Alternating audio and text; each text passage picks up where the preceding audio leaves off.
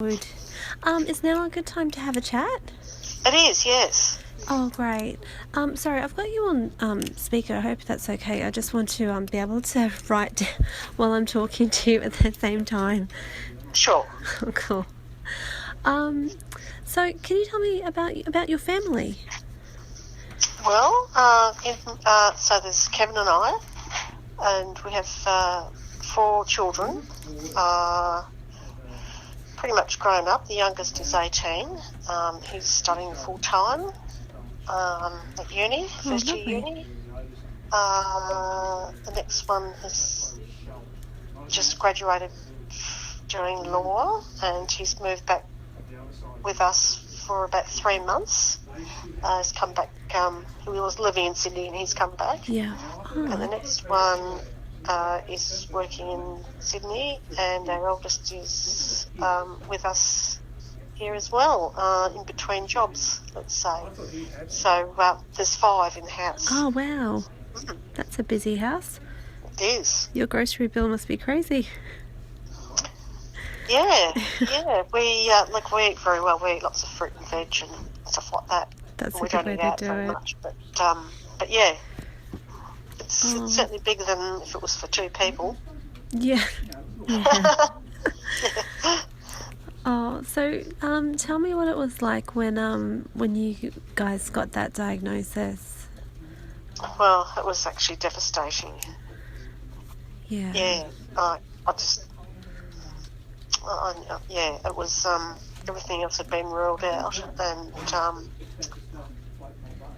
I looked at the specialist and I thought, I just can't believe this. Just it took a while for it to sink in, actually. Yeah. Yeah. So that was at the Prince Charles Hospital. And I suspected. Yeah, I had an idea something was wrong, but to actually hear it is it's shocking. Yes. Wow. How long ago was that? That was 4 years ago. Oh, okay. So 13. Yeah, nearly coming up for 4 years. Gee. So our youngest was in year 8.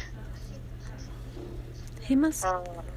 I know it affects people of all ages, but that must have just. I mean, did you think that it couldn't be dementia because he's so young? Being a registered nurse, I didn't know it was a possibility. Yeah. Yeah. And there were just looking, but it was afterwards, looking back, I noticed all the little signs that maybe I was just too busy to really notice. Sure. Yeah. But when I looked back, I thought, oh yes, that happened, and this wasn't remembered, and that wasn't remembered, and I thought, yeah. And how's he doing? Yes, I knew something was wrong. Yeah. Yeah. How's he doing now? Oh, pretty well. Yeah. I'll just let him know. Yeah. It's a Catholic organisation just interviewing me, Kevin. He's doing really well. So he goes to respite 3 days a week, and respite isn't. It's way better than what you think it is. It's just they go on out. He gets picked up from here, and then dropped home in the afternoon, and has morning tea and lunch and activities. Sometimes they go on outings. He's made friends through a social group with people with a similar diagnosis or the same diagnosis, and we've actually made really good friends. That's great. So so we're focusing on making life the best for both of us, him in particular. That's making amazing. It really yeah. good. Yep. So, how did you get involved with the respite care? How did that come about? Well, I rang up Alzheimer's Australia, the Queensland branch in Wollongabba, the helpline, and they mentioned that there was a support group, and so we came. There might have been an information session, and that's right. That's where we first met John Quinn and his wife Glenys. Who they're very active, and he gives talks at conferences and so forth. Oh, okay. So we met then, and then we learnt that there's a social group. We're meeting every third Friday of the month, and I'm just trying to think how we got into the respite. How did we get onto the respite, Kevin? Do you remember? Yes. I'm not part of this conversation. No. I'm just talking about how do we know about respite. I must have just learned about it talking to people, and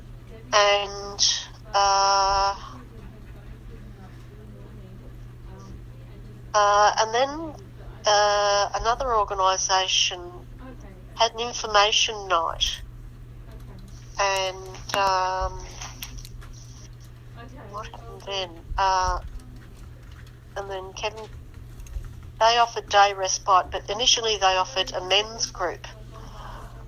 About once a fortnight it was, and that was really successful. So they actually, so it wasn't respite; it was just like a social group, but they had someone take this group of men out. It was up to 8 or 10, I think, something like that. It was like a growing group, and there was a women's group as well. And then Kevin was having difficulties with his balance, and and they felt it wasn't safe for him to continue on with that, but it was okay if he stayed in their respite centre. So that's how it all started, and then I think there was how we met up with Anne Donaghy. There was a talk by a professor from overseas. I think that was organised by Alzheimer's Australia. So this professor, he was a professor of psychology, and he talked about research and funding over in the United States, how it's become a priority, and that was really interesting. That talk was at convention centre, in one of the rooms there, and we met Anne Donaghy then, and she was lovely, and so Kevin goes to centre care 1 day a week and communified 2 days a week. Yeah, so it's just sort of through meeting people, and probably it all started with making that phone call to Alzheimer's Australia and asking for help. Oh, that's so wonderful. Yeah. Great. Can you tell me sort of what, when you guys are at home, like how do you balance it? Do you work as well, Wendy? Yes, I work. I'm a casual registered nurse. Yeah. So I work 1 or 2 days a week. Generally a couple of days a week, and they ring me for some extra work, and often I can't do it because I've got other things on, appointments and so forth. So yes, I work, and I work in the afternoon, say 2:30 to 11. So Kevin's all sorted in the morning, and then there's usually someone here in the evening. Yeah. My daughter will cook tea, and then I'll give him his medication when I get back from work. Sometimes I have to wake him for that, but that's how it works. Oh, that is nice having all of that extra support at home, hey? It is, definitely. Yeah. And Kevin's family are good too, so... Oh, good. This Friday, one of his brothers is coming up from the Gold Coast and taking him and 2 other brothers out for lunch. How often does that happen, Kevin? Every couple of months or so? Yeah, he comes up and... Oh, that's nice. Get together and pick him up and pick up another brother, and the brother organising it pays for it all, and the other thing we do every Thursday night, we go to Brothers Grange with some of Kevin's family members, and just have a get together and a meal, a meal and a drink every Thursday, most Thursday nights. So that's something, and we get picked up one of the brothers picks us up, so I don't have to drive. That's nice. Yes, because I've been the only driver in the family for 4 years, and except for the son that's come back from Sydney, he drives, but I've had to do all the driving. Oh, wow. So any appointments, shopping, whatever, holiday, going away, I have to do all that. Yeah, it's a lot of there's big implications with that. But it sounds like family is a really big part of your lives. Very big part, actually. Of course, as soon as Kevin got the diagnosis, he said, "Bugger," and they especially said, "And you're not allowed to drive ever." And he said, "Why not?" That's and for quite some time, Kevin said, "Well, he really misses driving." Yeah. And what I say is, well, you don't miss out on going anywhere because there's always someone who'll drive you. So he doesn't miss out. But, it's still not the same. You can't just, for him, like, you just want to duck out somewhere and get something. You can do it yourself when you drive, but when you can't drive, you're relying on, you've got to wait for the other person to be ready. Yeah. So it's not as convenient, but anyway, that's the rules. And his driver's license recently expired, so we went and got the adult proof of age card. Oh, okay. So that's really handy, when you've got to produce ID with the photo. So he's got that. You just get that from the Department of Transport. Oh, but you're right. It's that loss of independence, and you're dependent on everybody for one more thing, I guess. Oh, I think it happens when people get old too. Not just with the dementia diagnosis. It can be for other. If you're just frail, elderly, and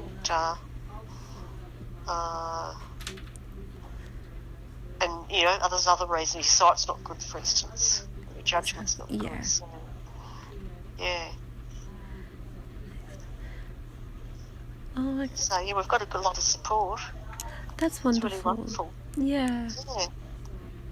And say for the person that's on their own, say if they're widowed or divorced and they live on their own, it'd be really, really, really lonely for them and really difficult, I think. The other thing I've got to tell you about, we're also told about an online chat group, which it's called Dementia Alliance International, and it's been set up by Kate Swaffer, who got a diagnosis when she was in her late 40s and was told to go home and put your affairs in order. Oh, dear. And she said, "Oh, bugger that. I'm not going to do that." So every Monday at 12:30, we get it up on the laptop. It's like Skype. Oh, cool. Yeah. But it's called Zoom. And, so Kevin chats to various people. Every second week it includes some people from Frankston in Melbourne.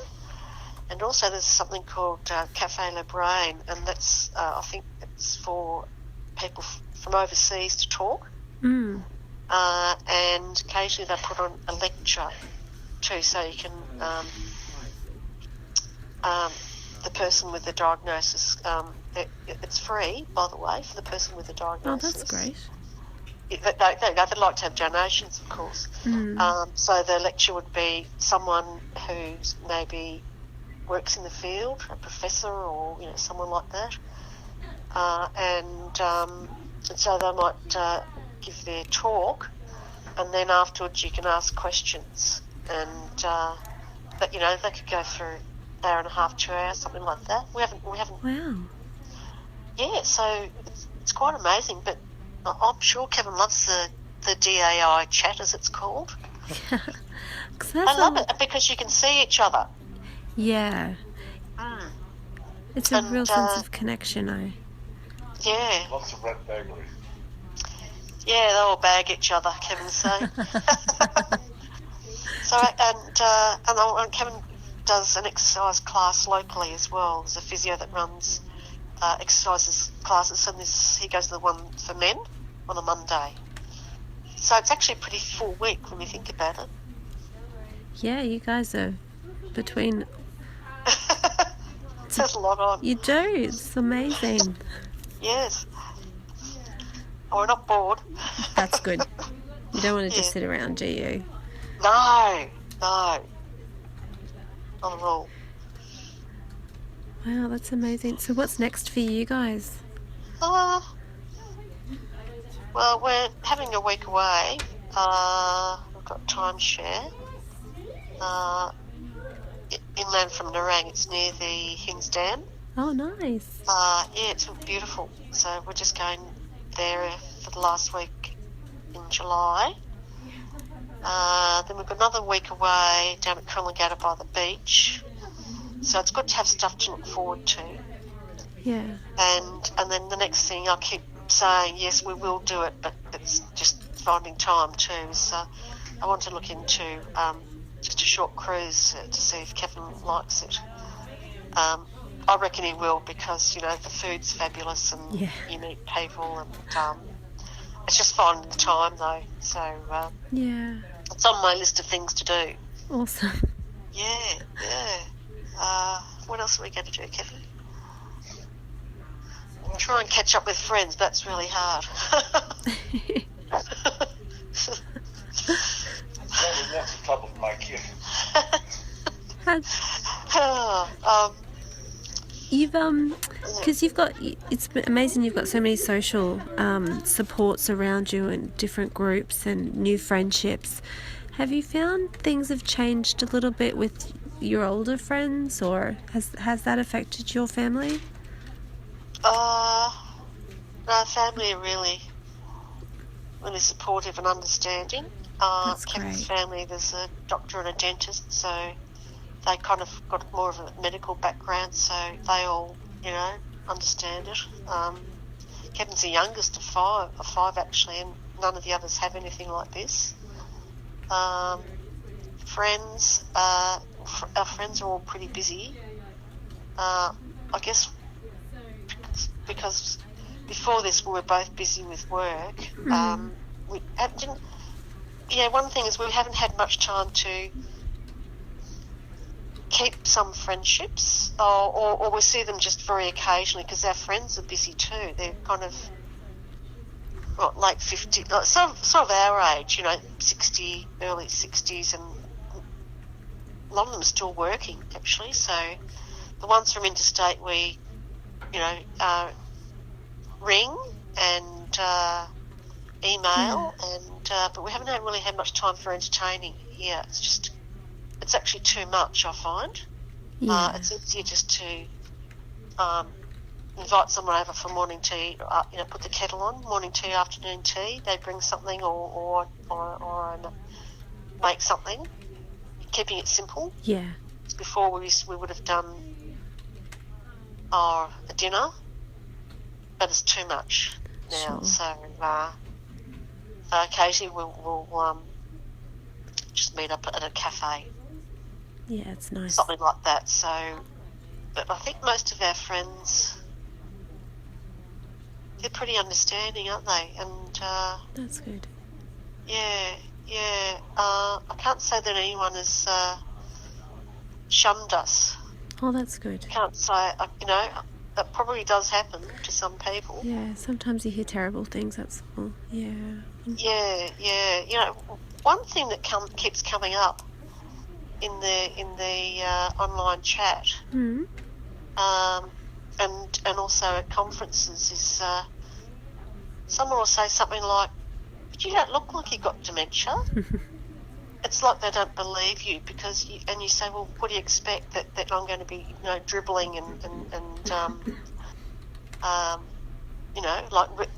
because there are some people have an idea that dementia is like you're 80, Yeah. you can't talk, you can't do anything for yourself, you dribble and you're incontinent. But there's more I think our diagnosis, I mean, there's always been people with early onset dementia, and I've seen it when I've worked in nursing homes too, come in their 40s or 50s. But there's a lot of people that probably don't know about it. In fact, I was when I first told my 3 bosses at work, they're all registered nurses, they all looked at me and said, "What's that?" Really? So, because I work in a residential setting, and these nurses haven't worked in like a hospital for years and years, but, early onset dementia, they said, "What's that?" I had no idea. So I told them, and I said, "Well, yeah, look it up online too." Yeah, so there you go. Some professionals don't know about it. Wow. Yeah. I was totally shocked by that. How what classifies? Where is sort of that?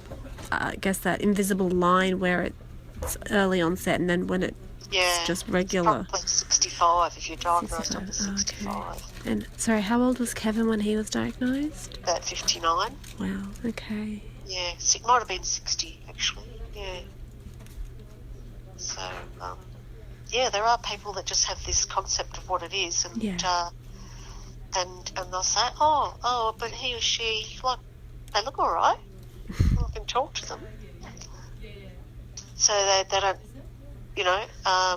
living with someone is different to just seeing. And so actually some friends do say, oh, Kevin sounds really good on the phone, and he does. Because, he can ring up people and ring up his friends. Yeah. Sometimes needs a bit of help with the phone, but still chatty, and which they appreciate. And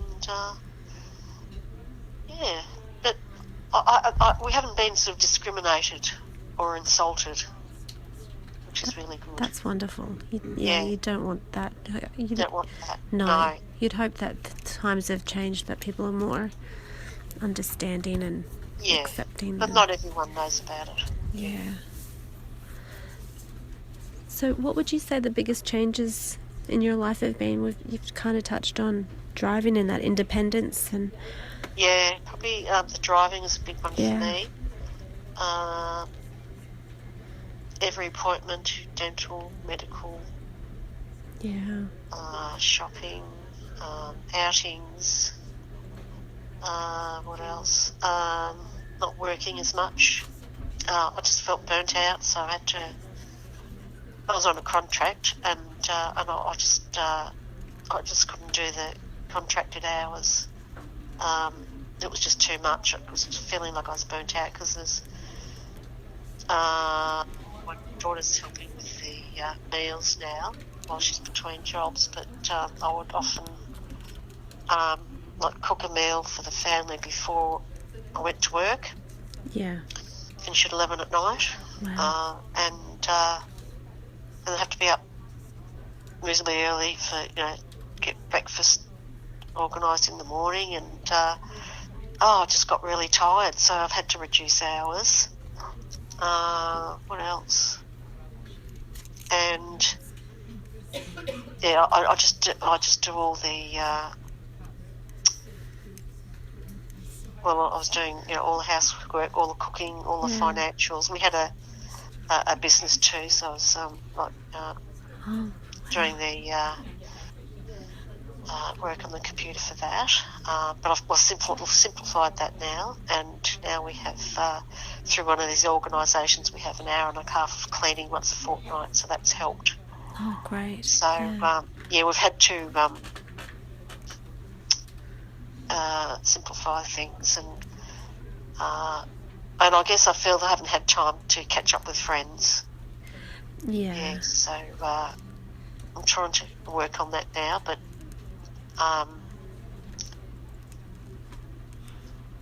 you just need time for that. So what's that? Friends, work hours, and driving have been. That makes complete sense. Yeah. Yeah. So I've just tried to, as I say, simplify everything as much as possible, so I don't get, try not to get stressed. Yeah. And I've had an increase in my blood pressure medication, so I don't know if it's from, all of what's happened or whether I was going to be like that anyway. Yeah, you Because can things never happen tell. when you get older. Yeah. Yeah.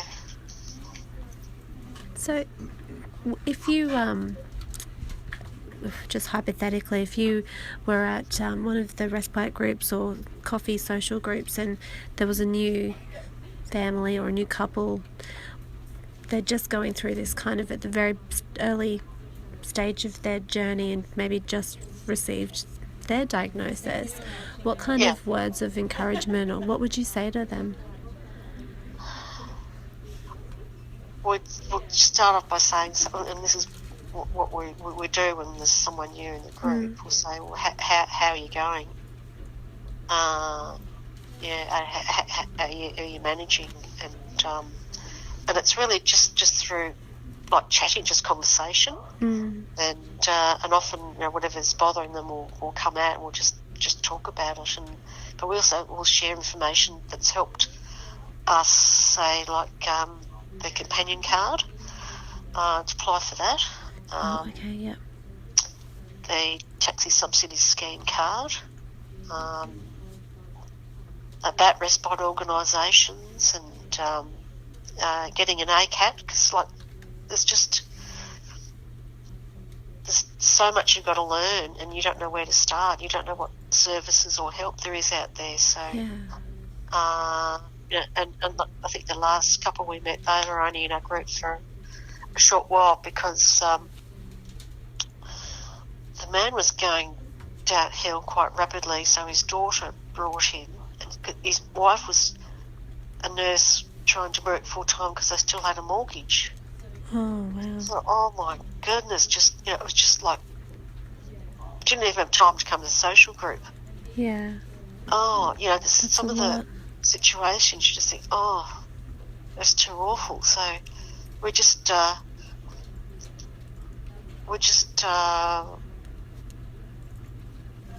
and talk to people because, tell them what we know and where to go and give them phone numbers, whatever Yeah. they want. It's kind of that practical Tell them support. there's the Alzheimer's Australia has a key worker program as well, so they have a key worker for be quite a lot of families with the early diagnosis group, and they can help out too. So we've got one.